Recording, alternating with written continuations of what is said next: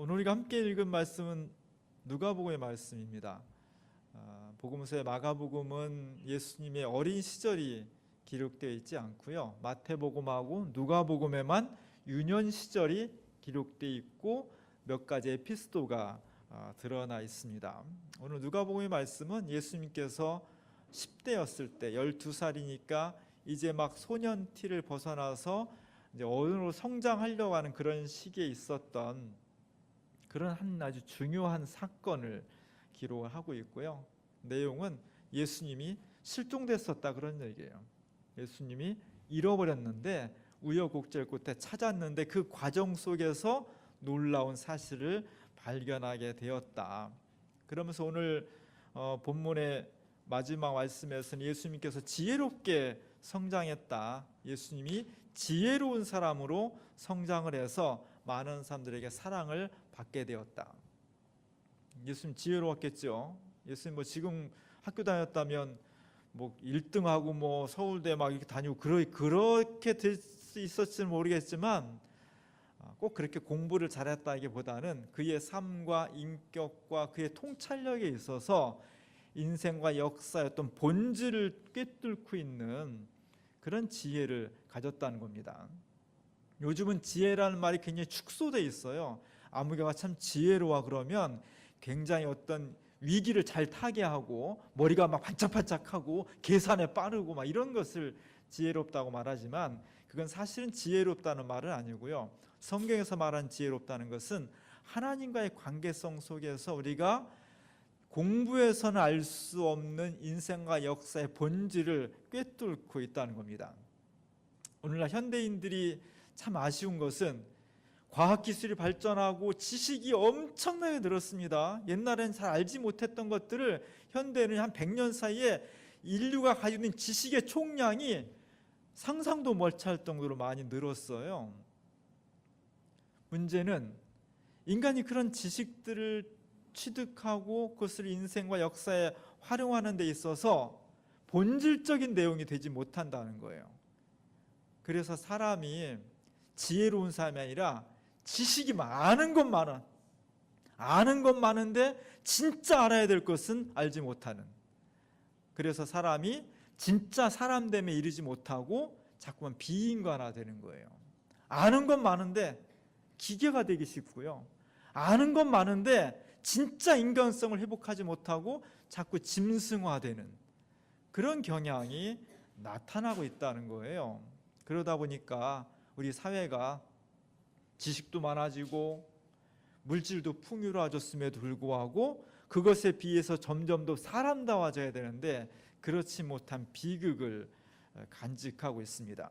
이런 가운데 있어서 오늘 예수님께서 지혜로워졌다, 그런 지혜롭게 성장했다는 것은 단순한 지식을 많이 알고 있다는 것이 아니라 어려움을 극복할 수 있는 재능을 많이 가지고 있었다는 것이 아니라 우리가 정말 사람으로 태어난 이상, 특별히 하나님의 자녀로 태어난 이상 반드시 갖추어야 될 어떤 통찰력, 사람됨의 자세, 이런 것들을 예수님께서 알고 계셨다, 그런 의미로 보시면 되겠습니다.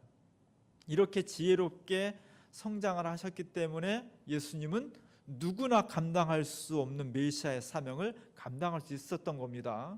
메시아가 아무나 되겠어요? 메시아가 아무나 감당할 수 있는 사명이겠습니까? 예수님만이 할 수 있는 그런 사명이었는데 그것을 감당하기에 부족함이 없는 지혜와 명철을 가지게 되었다는 겁니다. 그래서 오늘 2장 52절 맨 끝에 보면 딱 이렇게 말하고 있어요. 예수는 지혜와 키가 자라며 하나님과 사람에게 더욱 사랑스러워 가셨다. 예수님은 키도 자랐지만 지혜가 자랐다는 거죠. 이 지혜는 지식에 그치는 것이 아니라 인류와 역사와 인생의 본질을 꿰뚫을 수 있는 그런 지혜, 통찰력, 삶의 자세, 이런 것들이 점점 더 풍성해지고 메시아의 자격으로까지 확대가 되었다는 겁니다.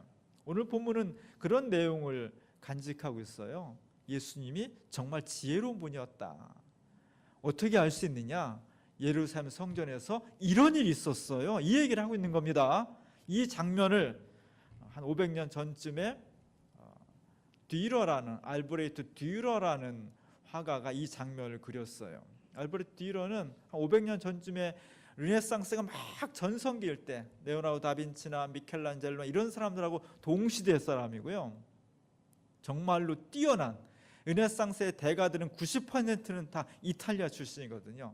근데 독일, 북유럽의 아주 뛰어난 화가가 알브레히트 듀러라는 화가래요.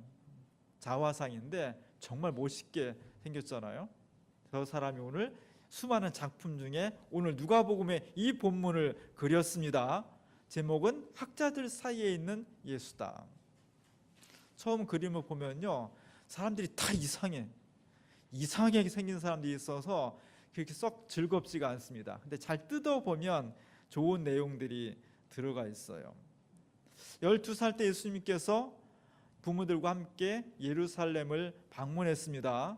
그리고 다 볼일 보고 제사를 드리고 다시 고향으로 돌아가는데 하루 동안 가다가 보니까 어느 날 보니까 예수님이 안 보였다는 거예요.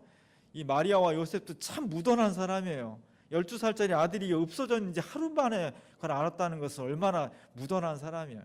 그리고 다시 없네 하고서 이제 급하게 되짚어서 예루살렘에 돌아와 가지고 며칠 동안 찾았다고요? 3일 동안. 예루살렘 성이라고 하는 것이 지금 서울시만큼 그렇게 큰 도시가 아니에요. 옛날에는 성을 쌓아야 됐기 때문에 그렇게 넓게 쌓을 수가 없어요. 서울도 사대문 안에는 그게 넓지가 않습니다. 거기서 찾는데 3일 만에 찾았다. 그거는요, 요셉과 마리아가 예수님이 있을 곳을 전혀 예측하지 못했다는 거예요. 나중에 3일 만에 예루살렘 성전에서 찾긴 찾았는데 정말로 예수님이 성전에 가 있을 것이라고는 요만큼도 생각을 못했을 거예요. 그렇기 때문에 3일 동안 못 찾은 거예요.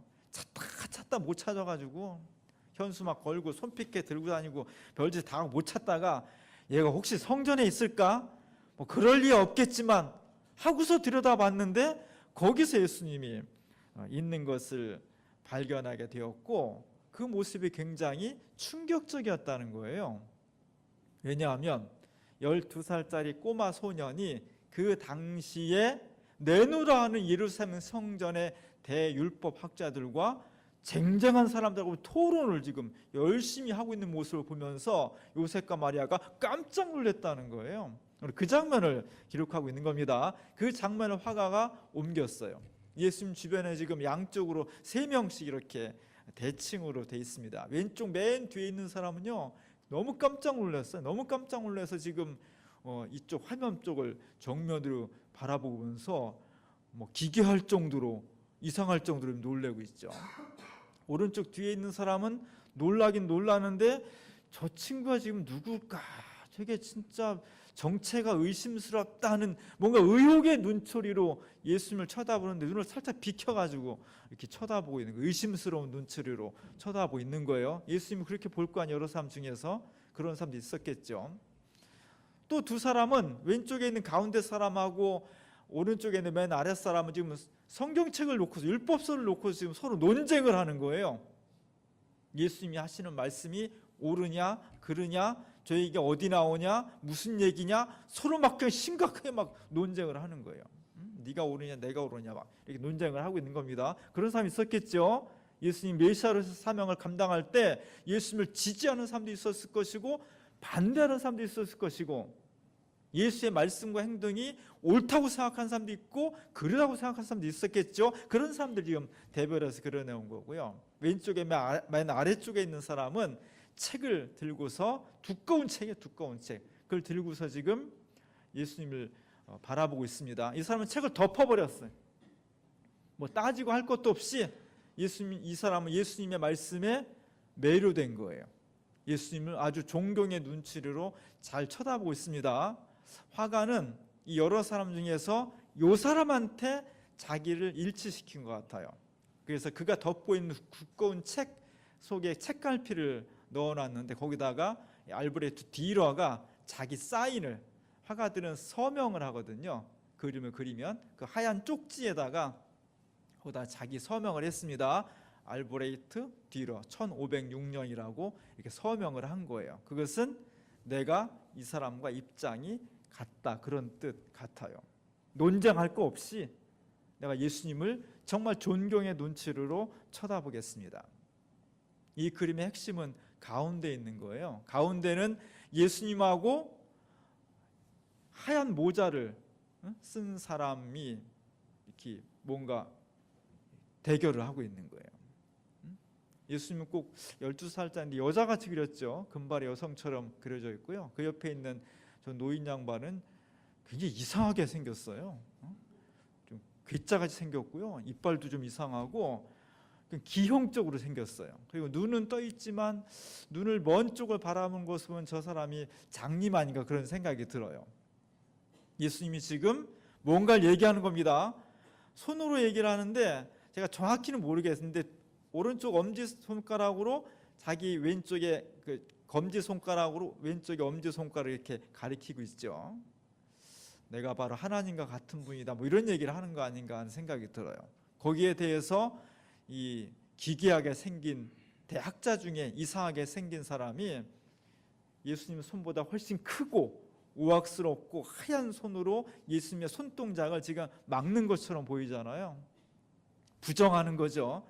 예수님의 자기 표현을 부정하는 거죠. 그러나 화가가 볼 때 그것은 더 이상 부정할 수 없는 현실이다. 이 사람은 유대교를 상징하는 것 같아요. 눈은 떠 있으나 보지 못하는 사람. 새 시대가 이미 메시아를 통해서 막 동토오고 있는데 뒤늦게 그것을 막 저지하려고 하지만 그럴 수 없다는 거죠. 이미 새 시대는, 새 구원의 시대는 메시아 예수 그리스도를 통해서 시작되었고 이렇게 분명하게 드러나고 있다. 그러니 구시대의 유물인 율법을 통해서 구원받고자 하는 유대교는 더 이상 메시아의 출현, 기독교의 출현에 대해서 막을 수도 없고 대결할 수도 없다 하는 것을 표현해 주고 있는 것 같습니다. 어쨌든 이 그림은 오늘 본문의 내용처럼 예수님께서 누구도 감당할 수 없는 지혜로운 분으로, 그래서 마침내 이 세상을 구원할 메시아로서의 사명을 온전히 감당하기 충분한 그런 분으로 성장하고 있었다, 성장하고 있다, 그 얘기를 해주고 있는 겁니다. 오늘 우리에게도 이 말씀은 시사하는 바가 큰 거예요. 우리도 성장해야 돼요. 지혜로워야 됩니다. 어떻게 지혜로울 수 있을까? 예수님은 도대체 어떻게 지혜를 획득할 수 있었을까? 물론 하나님의 아들이니까 나면서부터 그렇지. 그러나 그렇다고 해서 나면서부터 그러니까 아무런 노력도 하지 않고 그냥 자동적으로 그렇지는 않은 거예요.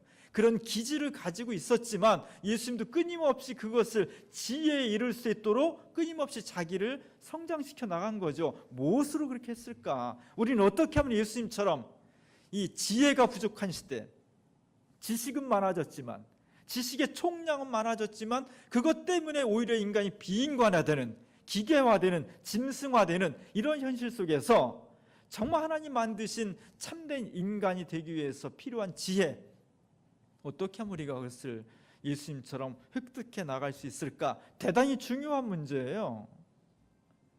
2010년도에 이명박 정부 때 우리나라에서 G20 세계 정상회의가 있었습니다. 세계 20개국, 세계 160몇 개가 되는 수많은 나라 중에서 딱 20국가가 선택된 거잖아요. 강대국들. 우리 거기에 있습니다. 그 20나라의 20개 국가의 대통령들, 정상들이 모여서 서울에서 회의를 했어요. 굉장히 중요한 회의였습니다. 아무래도 뭐 저 회의에 20개 국가 중에서도 제일 중심되는 사람은 미국 대통령 아니겠어요? 오바마 대통령이 참석을 했고, 오바마 대통령이 굉장히 세계적으로 인기 있는 대통령이었습니다. 그래서 그가 따로 기자회견을 했어요. 기자회견하면서 한국에서 이런 회의를 개최하게 됐고 정말 열심히 준비해 너무 고맙다. 그래서 내가 한국 사람들한테 특별히 한국 기자들한테 그 질문할 수 있는 기회를 먼저 주겠다 이렇게 했습니다. 사실 오바마 대통령의 한마디 한마디는 전 세계로 타진될 수 있는 톱 뉴스였기 때문에 많은 기자들이 모인 거죠. 그 가운데 서로 막 질문하려고 막 난리 쳤을 거 아니에요. 근데 오바마 대통령이 한국 기자들한테 먼저 기회를 준 거예요. 한국 기자들 먼저 질문하십시오. 조용했다는 거예요. 아무도 질문 안 했다는 거예요. 그래서 또 말한다. 한국 기자들 중에 질문할 사람 없으니까. 오바마 대통령의 이름이 뭐예요? 성은 오바마고 버락 오바마 아니에요. 버럭 소리를 질렀다는 거예요. 한국 사람 기자 중에 질문할 사람이 없냐고. 근데 아무도 안 했다는 거예요. 그래서 중국 기자가 자기가 한국인은 아니지만 아시아를 대표해서 내가 질문해도 되겠습니까? 그랬더니 오바마 대통령이 한국 기자들이 그건 허락을 해야 되는데 괜찮겠습니까? 그러니까 그것도 대답을 안 했다는 거예요. 그래가지고 그 중요한 전 세계에 지금 생중계되고 있는 그 중요한 자리에서 한국 기자들이 아무도 질문을 하지 못하고 중국 기자가 질문을 해서 우리나라 한국 언론 역사상 가장 치욕적인 사건으로 그 중에 하나로 기록이 되고 있습니다. 왜 그랬을까? 저게 한국 기자들만의 문제가 아니라 한국 전체의 문화의 한 단면인 것 같아요. 동양적인, 특히 한국적인 그 사고방식과 교육 방식은요, 질문보다는 읽고 외우는 거에 익숙해져 있습니다. 그래서 저희 어렸을 때 이런 글이 있었어요. 독서 100편 의자현이다. 잘 모르는 것도 100번을 읽으면 자연스럽게 그 뜻을 파악할 수가 있다는 거예요. 그냥 읽는 거 열심히 읽고 외우고 이것이 학습의 방법이에요. 그러다 보니까 수학 능력 시험이나 대학 능력 시험 이런 것도 얼마큼 많이 외웠느냐, 가르쳐는 얼마큼 잘 적고 있느냐. 그래서 회사 들어가면 그냥 먼저 가면 어떻게 전부 다 메모장부터 수첩부터 다 펴고 다 적을 준비하고 있잖아요.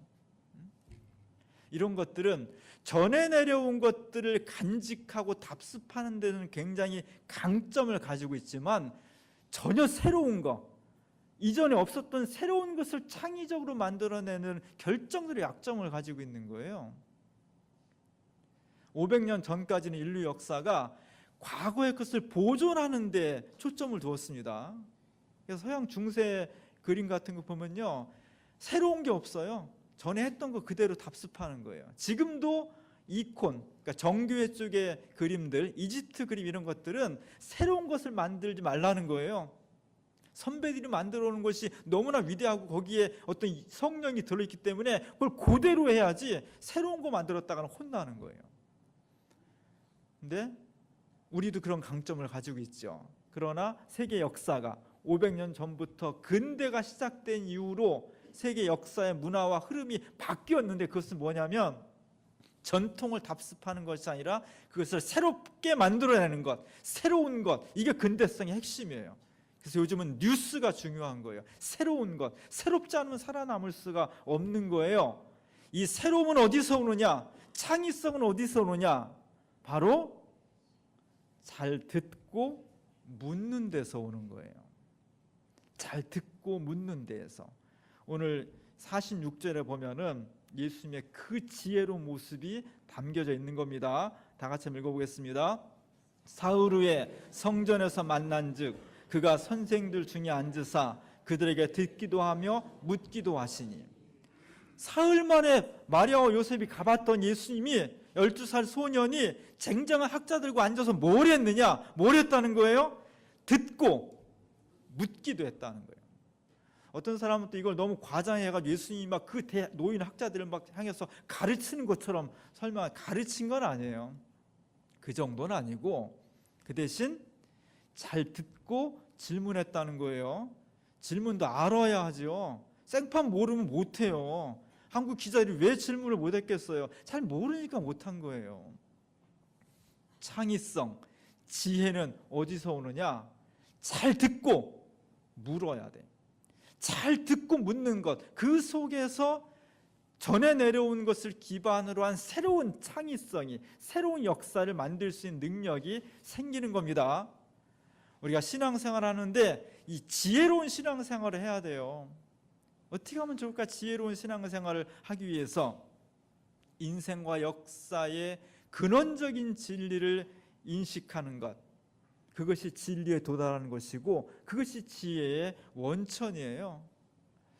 내가 변해야 되겠다, 세상이 변해야 되겠다, 우리 자녀를 변화시켜야 되겠다, 아무리 강제를 하려고 해도요 잘 되지 않습니다. 그러나 내가 정말 진리에 이르면, 진정한 지혜에 다다르면, 이 시대 전체가 정말로 진정한 지혜에 다다르면요 자동적으로 변하게 돼 있어요.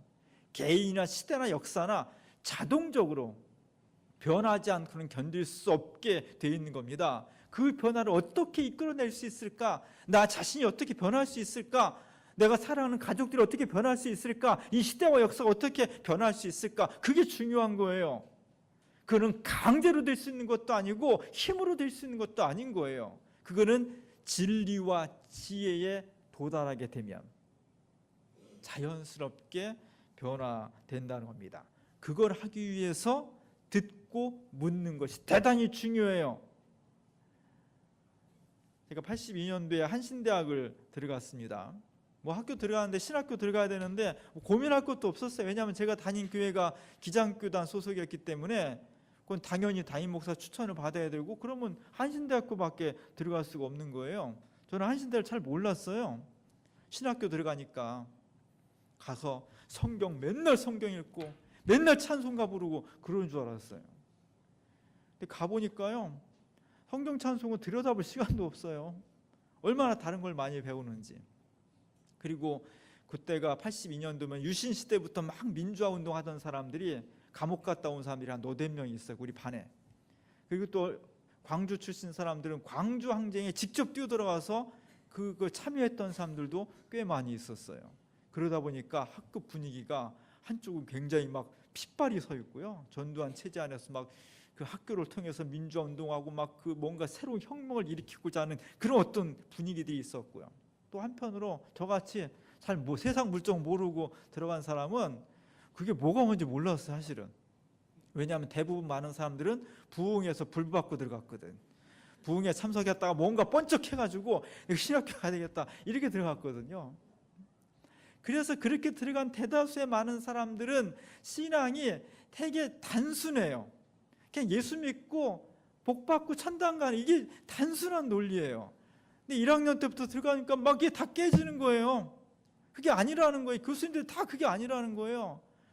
1학년은 못 모르고 다녔고 2학년 되니까 다 학교 다니기 싫은 거예요. 내가 이걸 배우려고 신학교에 들어왔던가 자괴감이 드는 거지. 그래서 2학년 끝나고 날 때는요 대부분의 학생들이 다 학교 그만두고 싶어요. 저도 그만두려고 했어요. 휴학을 하든지 그만두든지. 근데 저는 그때 군목에 졸업하고 군목을 가기로 예정됐기 때문에 휴학도 마음대로 못한 거예요. 그러니까 억지로 다녔어요. 다니다 보니까 1, 2학년 때까지는 내가 20년 동안 지니고 왔던 옛날의 신학적인 체계, 신앙적인 체계가 다 무너진 거예요.